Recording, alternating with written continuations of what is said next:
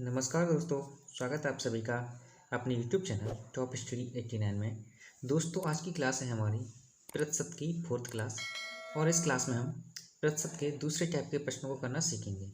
इससे पहले वाली क्लास में हमने टाइप 1 के प्रश्नों को करना सीखा, जिसमें हमने प्रतिशत कमी पर आधारित प्रश्नों को करना सीख लिया। आज की क्लास में हम प्रतिशत अधिकता पर आधारित प्रश्नों को करना सीखेंगे। किस पर? प्रतिशत अधिकता पर आधारित प्रश्नों को करना सीखेंगे। ठीक है, तो चलिए शुरू करते हैं।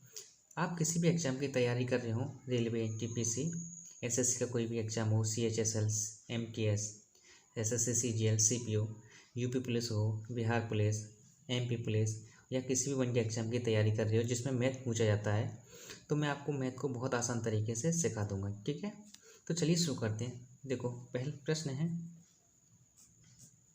राम की आय श्याम की आय से 20% क्या है? अधिक है। ठीक है, तो ज्ञात कीजिए कि श्याम की आय राम की आय से कितने प्रतिशत कम है। यहाँ अधिक बोल रहा है और फिर श्याम की आय को पूछ रहा है कि श्याम की आय राम की आय से कितने प्रतिशत अधिक है। अगर दोस्तों आप इसके सूत्र की बात करें, इसे मैं आपको दो तरीके से करना सिखाऊंगा। सबसे पहले हम इसे सूत्र से करना सीखेंगे। देखो, अधिक बोल रहा है ना, क्या बोल रहा है? अधिक। तो हम क्या करेंगे, तो इसके लिए एक सूत्र होता है 100 गुणा वृद्धि, 100 गुणा वृद्धि अपॉन 100 प्लस वृद्धि। पहले मैं आपको इसके इस सूत्र से कराऊंगा, फिर मैं आपको इसका कंसेप्ट भी बताऊंगा। ठीक है, तो देखो, 100 कितने की वृद्धि हो रही है? 20% की, तो 20 का गुणा करेंगे।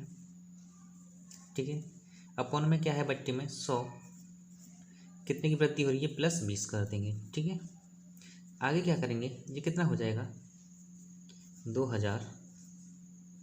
ये नीचे कितना हो जाएगा? 120। ठीक है, इस जीरो से इस वाले जीरो को काट दो और 12 का भाग कर दो 200 में।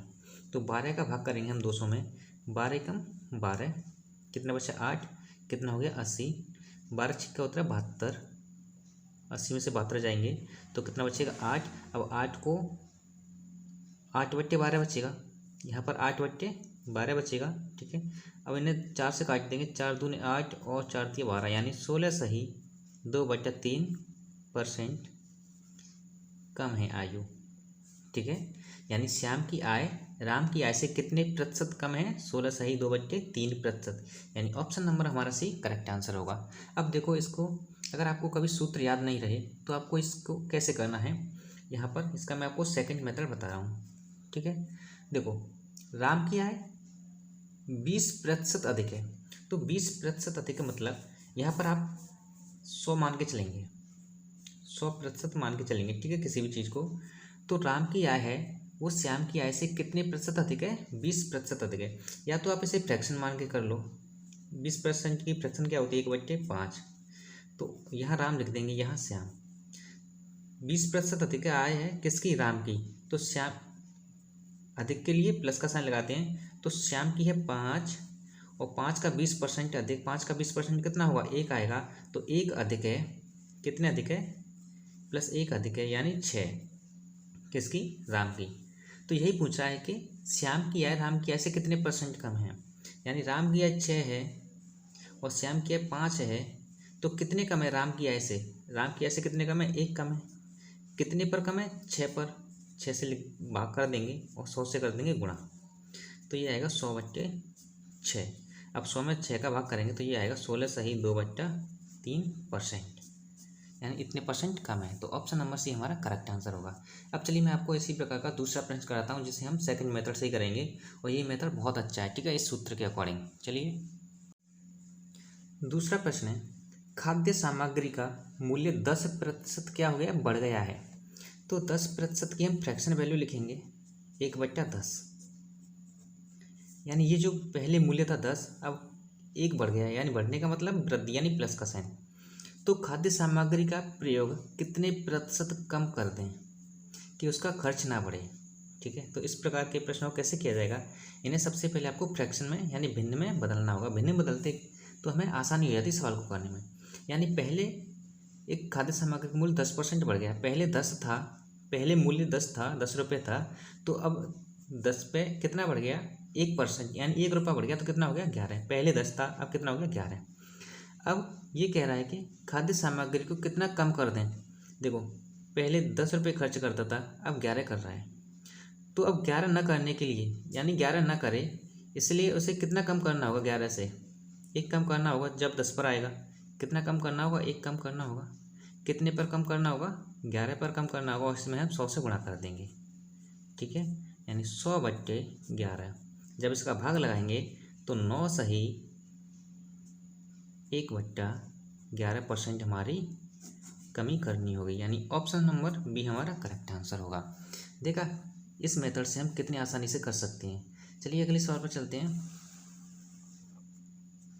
अगला सवाल है, किसी वस्तु का अंकित मूल्य क्रय मूल्य से 25% अधिक है, यानी 25% की जो फ्रैक्शन वैल्यू होती है वो होती है 1/4, यानी जो अंकित मूल्य है वो क्रय मूल्य से 25% अधिक है।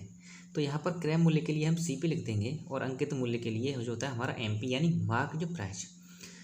अंकित मूल्य अधिक है, 25% की वृद्धि अधिक है, यानी जो क्रय मूल्य हमारा 4 है, क्रय मूल्य हमारा 4 है, तो 1 अधिक है, 4 पर 1 अधिक है, तो कितना होगा अंकित मूल्य 5।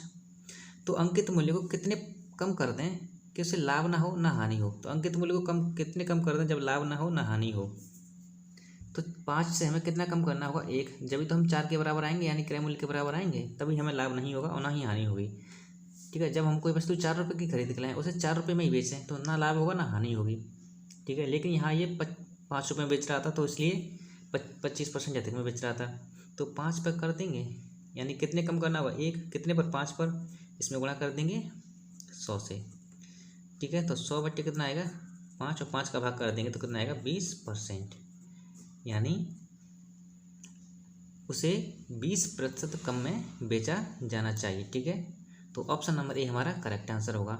मैं उम्मीद करता हूँ कि आप इस प्रकार के सवालों को करना सीख गए होंगे। आप इस प्रकार के प्रश्नों की कोशिश करना, नहीं आए तो हमें पूछना। ठीक है, तो चलिए मिलते हैं अगली क्लास में।